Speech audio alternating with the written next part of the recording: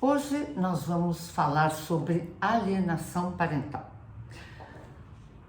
Você já deve ter ouvido falar nessa expressão, que é uma expressão jurídica, que significa o quê? Alienar parentalmente. A alienação parental, na verdade, é uma interferência na formação psicológica de uma criança ou de um adolescente que é exercida pelo pai, ou pela mãe, ou pelos avós, veja, pelos avós, ou até por tios, ou por pessoas que são as responsáveis pelo dia a dia, pela educação de uma criança ou de um adolescente. Então, o que vem acontecendo? Agora, recentemente, em meados de maio de 2022, o presidente Bolsonaro sancionou uma lei que faz algumas modificações em relação à lei da alienação parental, que na verdade é de 2010. Uma lei que realmente vem existindo e vem fazendo com que esta questão, esse afastamento, esta interferência na formação desta criança no aspecto psicológico possa ter um final.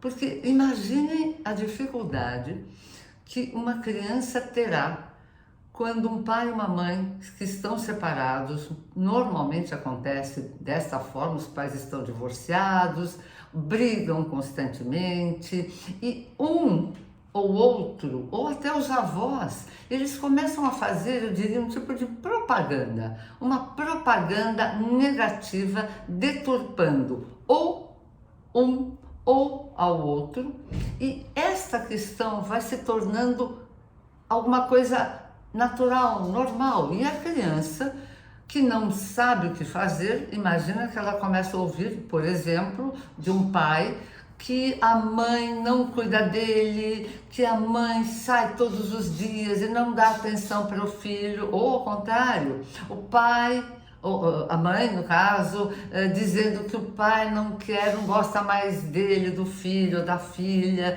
que essas questões todas, eu estou dando pequenos exemplos, essas questões todas são terríveis, porque quando há uma separação, quando há um divórcio, naturalmente a criança até pode imaginar que a culpa é dela. Vocês sabem que isso pode acontecer. E se um ou outro, ou até um avô, uma avó, de um lado ou do outro, começa a tecer comentários negativos, comentários maléficos, eu diria, muitas vezes falsos, muitas vezes verdadeiros até, mas mostrando um lado deste pai ou desta mãe que não é bacana, que não é positivo, e isso vai afastando a criança deste genitor. E esse afastamento acontece com essa criança e ela vai tendo uma série de problemas. Ela pode ter depressão, ela pode ter angústia, ela pode ter medos, ela pode ter uma série de questões que começam a afetar o dia a dia dela. Ela vai mal na escola, ela não quer mais comer, ela não quer mais sair com aquele que está sendo alienado. A mãe, por exemplo, estou dando um exemplo, hein? A mãe fazendo alienação ao pai, dizendo que o pai não gosta mais dela, que ele não quer vê-la mais. A criança vai tendo uma ojeriza, ela vai tendo tal dificuldade de encontrar esse outro genitor, tanto um quanto o outro, a depender de quem faz a alienação, que a vida dessa criança se torna um caos. E outra coisa, nunca mais é um aspecto que eu diria que não se reverte positivamente. Obviamente pode haver uma reversão, mas é muito complicado. Imaginem para uma criança, não importa a idade, não importa um adolescente, isso é muito triste. Então, esta nova lei, eu diria, no sentido de que ela venha melhorar, dar mais subsídios a quem sofre de alienação parental, ela traz algumas vantagens, como, por exemplo, ao invés de demorar 6 meses uma análise psicológica ou biopsicossocial, ela não pode passar de 3 meses.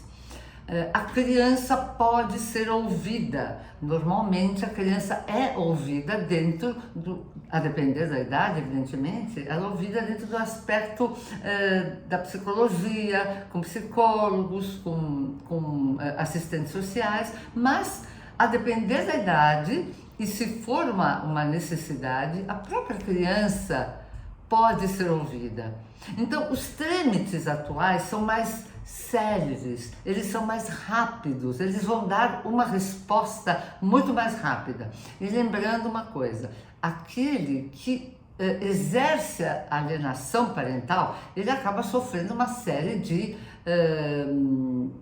eu diria, uma série de condutas para ele negativa. Por exemplo, quem está alienando pode sofrer, por exemplo, a começar uma multa, pode ter a guarda invertida, a guarda, por exemplo, se é unilateral, portanto, por exemplo, sua mãe tem a guarda, o juiz fará com que haja uma guarda não mais unilateral, e sim uma guarda compartilhada, ou fazer com que aquele que está sendo alienado tenha mais tempo com a criança.